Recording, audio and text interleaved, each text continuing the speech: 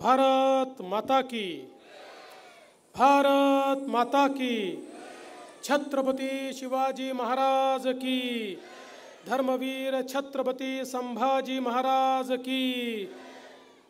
हिंदवी स्वराज्याचे सरसंस्थापक छत्रपती शिवरायांना मानाचा मुजरा करतो। भारतीय राज्यघटनेचे शिल्पकार भारतरत्न डॉक्टर बाबासाहेब आंबेडकर यांना मानवंदना अर्पित करतो। आणि आज खामगाव मतदारसंघातील विविध विकास कामांच्या भूमिपूजन आणि उद्घाटन प्रसंगी मंचावर उपस्थित असलेले मोदी सरकारमधील केंद्रीय राज्यमंत्री, आपल्या जिल्ह्याचे सुपुत्र प्रतापराव जाधवजी, त्याचप्रमाणे आपल्या सर्वांच्या आशीर्वादाने या खामगावमध्ये ज्यांनी मोठं परिवर्तन आणलं आणि ज्यांचा उल्लेख कार्यसम्राट आमदार म्हणून आता करता येईल असे आकाश भाऊ फुंडकर, ज्येष्ठ आमदार संजय भाऊ कुटे, ज्येष्ठ नेते चेनुभाऊ संचेती, सचिन देशमुखजी, विजयराज शिंदेजी, सागर फुंडकरजी, उमाताई तायडे, श्री किरण पाटील, श्री खरात, श्री पानसरे, त्याचप्रमाणे या ठिकाणी मंचावर उपस्थित सर्व मान्यवर आणि समोर उपस्थित असलेल्या माझ्या सर्व लाडक्या बहिणींनो आणि तितक्याच लाडक्या भावांनो,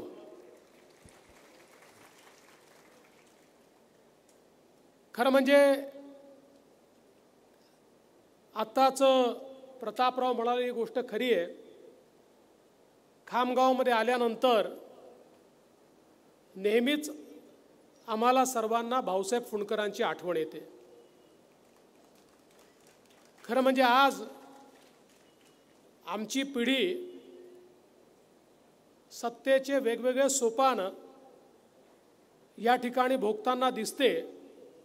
याचं कारण मागच्या काळामध्ये गोपीनाथरावजी मुंडे असतील, प्रमोदजी महाजन असतील, भाऊसाहेब फुंडकर असतील, वहाडणेजी असतील, फरांदेजी असतील, एक मोठी नेत्यांची मांदियाळी आहे की ज्या लोकांनी अतिशय मेहनतीतून आपला पक्ष उभा केला आणि आज महाराष्ट्राच्या कानाकोपऱ्यामध्ये भारतीय जनता पार्टी काम करताना दिसते आहे। आणि आज आपल्या महायुतीचं सरकार हे महाराष्ट्रामध्ये काम करत आहे आणि म्हणून माननीय भाऊसाहेबांना मी या निमित्ताने आदरांजली अर्पित करतो। आजचा जो कार्यक्रम आहे, या कार्यक्रमाचं वैशिष्ट्य हे आहे की जेव्हा आकाश भाऊ निवडून आले त्यावेळी आकाश भाऊंना लोक वजनदार आमदार म्हणायचे। त्याच्यानंतर त्यांनी काम केलं आणि त्यांचं काम पाहून लोक त्यांना दमदार आमदार म्हणायचे। आजपासनं आकाश भाऊंचं नाव पाणीदार आमदार म्हणून या ठिकाणी होणार आहे। कारण या मतदारसंघाचं चित्र त्यांच्या नेतृत्वामध्ये बदलतं आहे। एकीकडे जिगावमुळे मोठ्या प्रमाणात मतदारसंघाची गावच्या गावं ही या ठिकाणी पाणीदार होणार आहेत आणि ज्याचा उल्लेख मगाशी झाला, ज्यावेळी महाराष्ट्रामध्ये आपलं सरकार आलं 2014 साली आणि त्यानंतर आपण जिगावला मोठ्या प्रमाणात चालना दिली आणि सगळ्यात महत्त्वाचा निर्णय जर काही केला तर धरण तर बांधायचंच, पण शेतकऱ्याच्या शेतीपर्यंत पाईपलाईनद्वारे पाणी घेऊन जायचं, शेतकऱ्याला थेट बांधावर पाणी नेऊन द्यायचं, अशा प्रकारचा निर्णय आपण केला। आज 7,000 कोटी रुपये आपण जिगाव प्रकल्पाकरता या ठिकाणी दिले आणि त्याचं काम अतिशय वेगाने आपण पूर्णत्वाला नेतो आहोत। आणि त्यातलाच एक भाग म्हणून खामगाव मतदारसंघामध्येही आज आपण केलेल्या भूमिपूजनामुळे शेतकऱ्यांच्या बांधापर्यंत पाईपलाईननं पाणी येणार आहे। आणि सोबतच माननीय भाऊसाहेबांच्याच काळात, भाऊसाहेब कृषी मंत्री असताना आम्ही कृषी समृद्धी योजना नानाजी देशमुख सुरू केली। या योजनेच्या माध्यमातून 100% अनुदानावर ड्रीपच्या माध्यमातून शेतकऱ्याच्या शेतामध्ये पाण्याच्या थेंबाचं त्या ठिकाणी उपयोग होणार आहे। त्यामुळे कोरडवाहूचा शिक्का पूर्णपणे पुसला जाईल आणि आमचा भाग हा पश्चिम महाराष्ट्राप्रमाणे बागायती भाग म्हणून आपल्याला आता ओळखता येईल। आमच्या शेतकऱ्याचं कल्याण या ठिकाणी होणार आहे। आणि म्हणून बंधू भगिनींनो, पूर्वीचे बोलबच्चन देणारे आमदार खूप बघितले, बोलबच्चन सांगणारे नेतेही खूप बघितले, पण आकाश फुंडकरांनी बोलबच्चन नाही दिले तर दिलेलं वचन हे या ठिकाणी पूर्ण करून दाखवलं आणि तुमच्या शेतीपर्यंत पाणी पोहोचवलंय। आणि एवढंच नाही, त्यांनी मागणी केली की जिगावच्या माध्यमातून पुढच्या 50 वर्षाकरता खामगाव शहराला पाणी मिळालं पाहिजे। आकाश भाऊ, तुमच्या पत्रावर सही करूनच मी या ठिकाणी आलो आणि तुम्हाला पाण्याचं आरक्षण देऊन आलो आहे।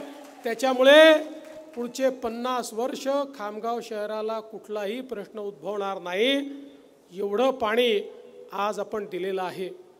आपण पाहू शकतो जलसंधारणाची कामं मगाशी व्हिडिओत आपण बघितलं किती चांगल्या प्रकारे या मतदारसंघात झाली। छोटे बंधारे असतील, मध्यम बंधारे असतील, याची निर्मिती झाली। पाण्याचा थेंब थेंब या ठिकाणी साठवण्याचं काम हे खऱ्या अर्थानं आकाश भाऊंच्या माध्यमातून झालंय। आणि मला या गोष्टीचा देखील आनंद आहे की जी योजना वर्षानुवर्ष केवळ चर्चेत होती, वैनगंगा, नळगंगा, पैनगंगा योजना, आपल्याला कल्पना असेल भंडारा जिल्ह्यामध्ये गोसीखुर्दच्या खालून 100 TMC पाणी हे वाहून समुद्राला जातं। वर्षानुवर्ष मागणी व्हायची की हे पाणी विदर्भाच्या दुष्काळी भागामध्ये आलं पाहिजे। ज्यावेळेस मुख्यमंत्री म्हणून काम करण्याची संधी मिळाली त्यावेळी आपण याच्यावर काम केलं आणि 2019 मध्ये याला आपल्या जल आराखड्यामध्ये समाविष्ट करून त्या संदर्भात पाणी उपलब्धतेचा GR काढला। मध्यंतरी 2.5 वर्ष एक असं सरकार होतं की ज्या सरकारमध्ये विदर्भातली सगळी कामं थांबवायची, महाराष्ट्रातली सगळी कामं थांबवायची हा एकमेव मंत्र होता। परंतु पुन्हा एकदा आपल्या सर्वांच्या आशीर्वादाने माननीय शिंदे साहेबांच्या नेतृत्वात महायुतीचं सरकार आलं आणि पुन्हा या पाटबंधारे विभागाची जबाबदारी माझ्याकडे आली आणि ज्याचा उल्लेख माननीय प्रतापरावांनी केला, तेही याचा पाठपुरावा करायचे, संजूभाऊ पाठपुरावा करायचे, आकाशभाऊ पाठपुरावा करायचे। आपण हा प्रकल्प 90,000 कोटीचा प्रकल्प 550 किलोमीटर नदी ही थेट भंडारा जिल्ह्याच्या खालून बुलढाणा जिल्ह्यापर्यंत आम्ही आणणार आहोत। अशा प्रकारचा भारतातला एक महत्त्वाचा प्रकल्प 90,000 कोटी रुपयाचा प्रकल्प, या प्रकल्पाला मान्यता देऊन त्याचं टेंडर आम्ही काढलं। पुढच्या काळामध्ये नागपूर जिल्हा, वर्धा जिल्हा, अमरावती जिल्हा, यवतमाळ जिल्हा, अकोला जिल्हा, बुलढाणा जिल्हा आणि वाशिम जिल्हा या सगळ्या जिल्ह्यामध्ये 10 लाख एकर जमीन ही पाण्याखाली, ओलिताखाली येईल आणि सगळ्या गावांना पिण्याचं पाणी, शहरांना पिण्याचं पाणी मिळेल। अशा प्रकारचा महत्त्वाकांक्षी हा प्रकल्प आहे ज्याची सुरुवात या ठिकाणी आपण केलेली आहे।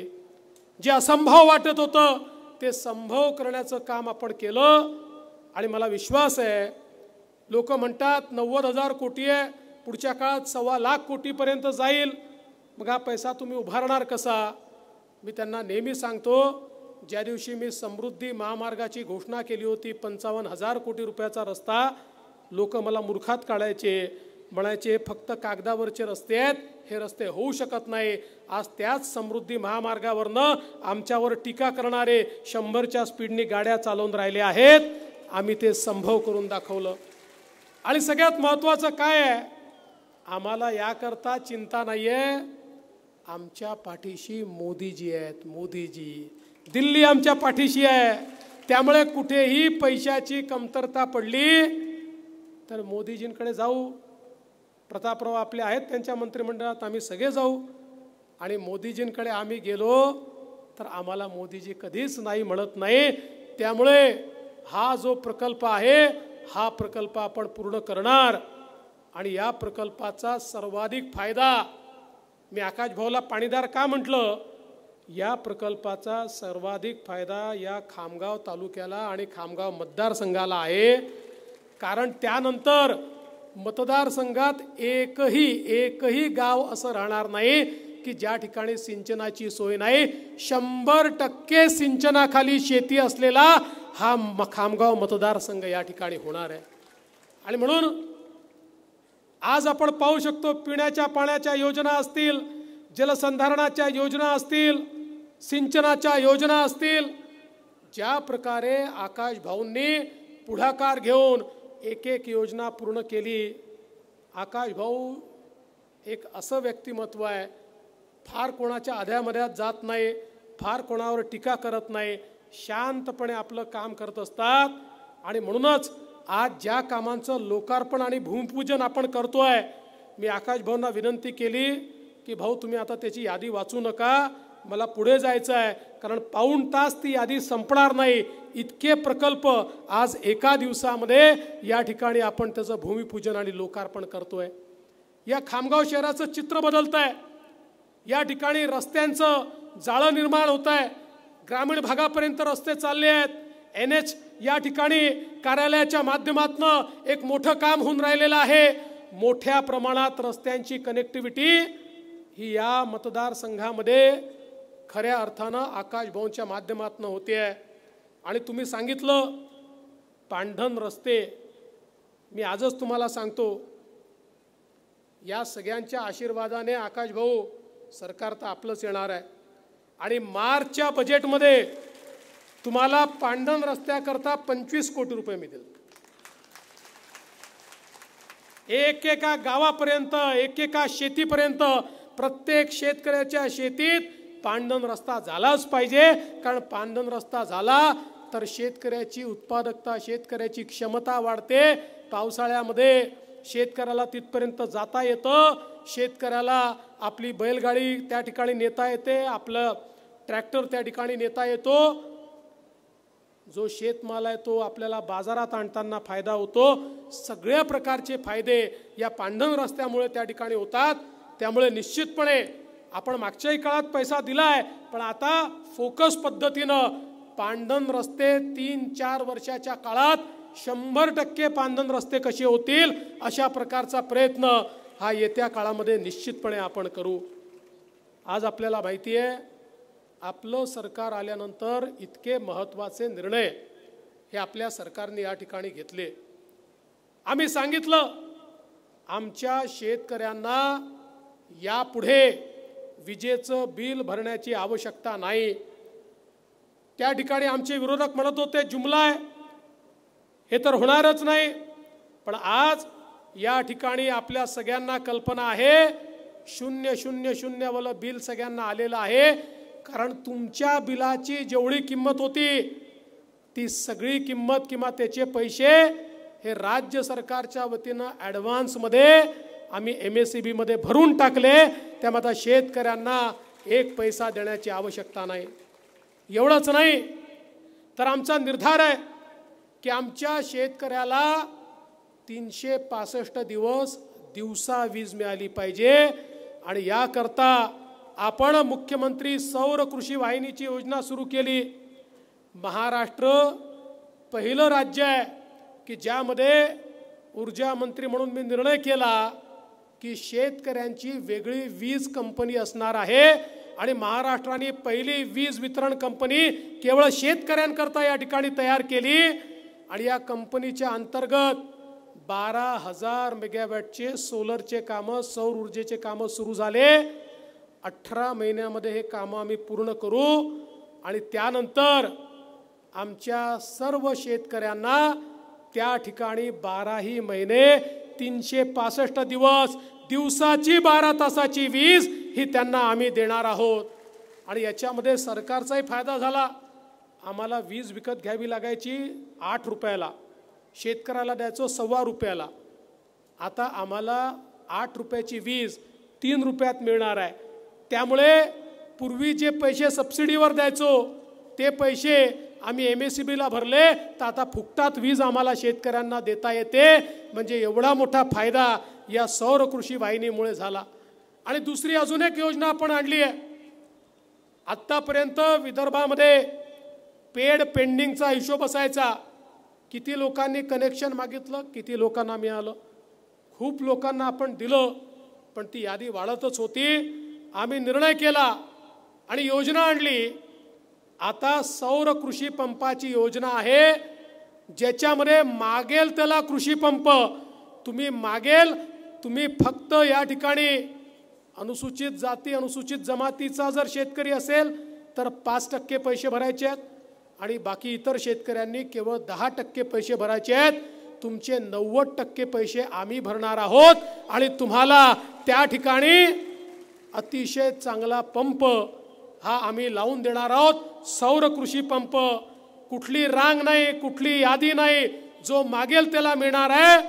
पुढचे 25 वर्ष हा पंप तुमचा चालणार आहे. 5 वर्षापर्यंतची याची सगळी गॅरंटी ही आमची आहे. 5 वर्ष या पंपाला काही झालं तरी 1 पैसा तुम्हाला खर्च येणार नाही. आम्ही त्या पंपाला सुधारू आणि एवढंच नाही, त्याचा विमा पण आम्ही केलाय. चुकून काही तुटफूट झाली, काही चोरी झाली तर विम्याचे पैसे मिळून त्याचं रिप्लेसमेंट देखील तुमचं आम्ही करणार आहोत. त्यामुळे शेतकऱ्यांना या ठिकाणी हा सौर कृषी पंप 7 लाख पंप आपण आता रेडी ठेवले आहेत. आमच्याकडे शेतकऱ्यांची एकूण मागणी 2 लाख आहे. आता 7 लाख पंप आहे. ज्याला पाहिजे त्याला पंप देऊ. गेल्या 6 महिन्यामध्ये 60,000 पंप आम्ही लावून टाकलेले आहेत. अत्यंत वेगानं हे काम आपलं चाललेलं आहे.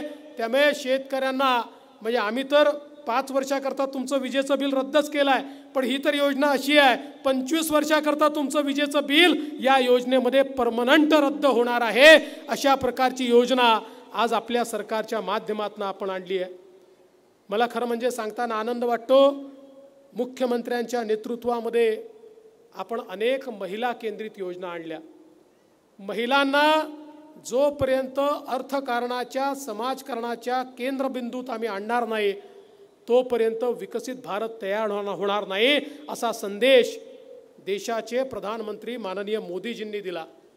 आणि मोदीजींनी बेटी पढाओ बेटी बचाओ पासनं लखपती दीदीपर्यंतचे कार्यक्रम आखले. आपल्याला माहिती आहे, परवा आम्ही जळगावला कार्यक्रम केला. 11 लाख महिलांना लखपती दीदीचं सर्टिफिकेट दिलं, ज्या महिलांनी मोदीजींच्या योजनेत आपला व्यवसाय उभा केला आणि वर्षाला 1 लाखाच्या वर पैसा कमवतात. कोणी 2 लाख, कोणी 4 लाख, कोणी 12 लाख कमवतात. अशा महिलांचं स्वागत केलं. आता अशा 25 लाख महिला तयार करायच्या आहेत. मग 1 कोटी महिला महाराष्ट्रात तयार करायच्या आहेत. आणि त्याचसोबत आपल्या सगळ्या बहिणींकरता या ठिकाणी भाऊबीजेची ओवाळणी, या ठिकाणी राखीची ओवाळणी म्हणून आपण मुख्यमंत्री माझी लाडकी बहीण योजना आणली. 2,20,00,000 महिलांच्या खात्यामध्ये आता दरमहा या ठिकाणी 1,500 रुपये भरणं आपण सुरू केलं. बहिणींनो, आता ऑक्टोबर महिन्यामध्ये 7-8 तारखेकडे पुढच्या 2-3 दिवसात तुमचे ऑक्टोबरचे आणि नोव्हेंबरचे दोन्ही महिन्याचे पैसे तुमच्या खात्यामध्ये येणार आहेत. आले? चला, सुरू झाला. Very good. पुढच्या 4-5 दिवसात ज्यांच्या आले नाही त्यांच्याही खात्यामध्ये हे पैसे त्या ठिकाणी जाणार आहेत. त्यामुळे 2.5 कोटी महिलांच्या खात्यामध्ये हे पैसे आपण टाकतो. पण मला तुम्हाला एकाच गोष्टीपासून सावध करायचं आहे. आम्ही मंचावरचे सगळे तुमचे लाडके भाऊ आहोत. मुख्यमंत्री अजितदादा आम्ही सगळे लाडके भाऊ आहोत, पण काही तुमचे सावत्र भाऊ देखील आहेत. हे सावत्र भाऊ कोर्टामध्ये गेले आहेत. ते म्हणतात लाडकी बहीण योजना, लेक लाडकी योजना, महिलांना मोफत STची योजना, सगळ्या योजना बंद करून टाका. ते म्हणतात या योजना म्हणजे पैशाचा अपव्यय आहे. हे कोण आहेत? हायकोर्टमध्ये गेले आहेत अनिल वडपल्लीवार. अनिल वडपल्लीवार कोण आहेत? काँग्रेसचे अध्यक्ष नाना पटोले आणि सुनील केदार यांचे निवडणूक प्रमुख हे आपल्या योजनेच्या विरुद्ध हायकोर्टात गेले आहे। पण काळजी करू नका, सावत्र भावांच्या किती पोटात दुखलं तरी सख्खे भाऊ योजना बंद करू देणार नाहीत। आता तर ते सांगतात आमचं सरकार येऊ द्या, आम्ही ही योजना बंद करू। अरे ज्यांच्या मागे एवढ्या बहिणी आहेत त्यांना कोणी हटवू शकतं? आज आपण ज्या योजना आणल्या, महिलांना एसटी मध्ये 50% सवलत आपण दिली। सवलत दिली तेव्हा एसटी वाले आमच्याकडे आले, मुख्यमंत्री होते, मी होतो, म्हणाले साहेब सवलत देऊन राहिले, एसटी डबघाईला येईल, आमच्या एसटीकडे पैसे उरणार नाहीत। आम्ही सांगितलं काळजी करू नका, आम्ही पैसे देऊ तुम्हाला। आता महिन्याभरापूर्वी ते आले आणि म्हणाले साहेब योजना बंद करू नका। म्हटलं काय झालं? म्हणाले इतक्या महिला प्रवास करायला लागल्या की तोट्यात असलेली आमची एसटी फायद्यामध्ये आली। मग मी माहिती काढली तर माझ्या लक्षात आलं, सगळ्या बहिणी आमच्या भाऊजींना सांगतात तुम्ही तालुक्याला जिल्ह्याला गेले तर डबल खर्च होतो, तुम्ही एक तर तिकिटाचे दुप्पट पैसे खर्च करता, पान तंबाखू खर्रा काय काय खाऊन त्या ठिकाणी अजून पैसा बर्बाद करता, आम्ही गेलो तर अर्ध्याच पैशात त्या ठिकाणी जाऊन येतो। म्हणून आता बहिणी निघालेल्या आहेत आणि भाऊजींना घरी बसवलेलं आहे, अशी आतली खबर मला या ठिकाणी मिळालेली आहे। आज आपण आपल्या मुलींकरता मोफत शिक्षणाची व्यवस्था केली। उच्च शिक्षण हे मुलींना मोफत आपण देतो, कारण खाजगी कॉलेजेसमध्ये एखाद्या गरिबा घरचे पोरं जर पाठवायची असतील तर आई वडील पोरीला म्हणतात तुझ्या भावाला जाऊ दे, आम्हाला एकालाच शिकवता येतं, दोघांना शिकवायची आमची ऐपत नाही आहे, त्यामुळे भावाला शिकवते, तू घरी बस, तुझं तर लग्नच करायचं आहे। आम्ही म्हटलं असं चालणार नाही। जर आई बाप या ठिकाणी त्या पोरीची फी भरू शकत नसतील तर मंत्रालयामध्ये पोरीचे मामा बसलेले आहेत, ते पोरीची फी भरतील आणि आम्ही 1 लाख असो 2 लाख असो जेवढी फी असेल ती फी भरण्याचा निर्णय घेतला आणि आपल्या मुलींना मोफत शिक्षणाची सोय आज आपण केलेली आहे। आपल्या मुलांकरता आपण अप्रेंटिसची स्कीम चालू केली। 10 लाख मुलांना खाजगी आस्थापनेत त्या आस्थापनेने नोकरी दिली तर 10,000 रुपयापर्यंतचा त्यांचा पगार 1 वर्षापर्यंत आस्थापनेला द्यायची गरज नाही आहे, तो पगार राज्य सरकार देईल, अशा प्रकारचा आपण निर्णय घेतला। 2 लाख मुलांना त्यातनं नोकऱ्या लागल्या आहेत, अजून रोज त्या नोकऱ्या लागत आहेत आणि त्यातनं एक प्रकारे त्यांच्या जीवनाचा मार्ग मोकळा होतोय। आणि म्हणून आपलं सरकार हे सातत्याने या ठिकाणी वेगवेगळ्या प्रकारच्या कामांच्या माध्यमातून सामान्य माणसाला दिलासा देण्याचा प्रयत्न करते आहे। विविध समाजांना आपण वेगवेगळ्या महामंडळांच्या माध्यमातून त्यांच्या मुलांना हाताला काम मिळावं अशा प्रकारचा प्रयत्न आपण करतो, समाजाला पुढे नेण्याचं काम आपण करतो। आणि म्हणून बंधू भगिनींनो, आज आपल्याला एवढीच विनंती करतो की आकाश फुंडकर यांच्यासारखा एक तरुण तडफदार नेता तुम्ही निवडून दिल्यानंतर काय परिवर्तन होतं हे आपण सगळ्यांनी बघितलं। आज राज्यातलं सरकार ताकदीनं तुमच्या पाठीशी उभं आहे, तुमचा आशीर्वाद आम्हाला हवा आहे। खरं म्हणजे मी जळगाव जामोदला जाणार होतो, पण आज लाडकी बहीणचा कार्यक्रम संभाजीनगरला असल्यामुळे मी जाऊ शकत नाही, म्हणून संजू भाऊ कुठे मी इथनच तुमच्या तामगाव पोलीस स्टेशनचं आणि पोलीस क्वार्टरचं लोकार्पण झालं अशा प्रकारची घोषणा करतो आणि नक्कीच नंतर तुमच्याकडे देखील मी येणारच आहे। मी पुन्हा एकदा आपल्या सर्वांचे आकाश भाऊंकरता आणि आमच्या महायुतीकरता आशीर्वाद मागतो आणि माझे 2 शब्द संपवतो। धन्यवाद। जय हिंद, जय महाराष्ट्र।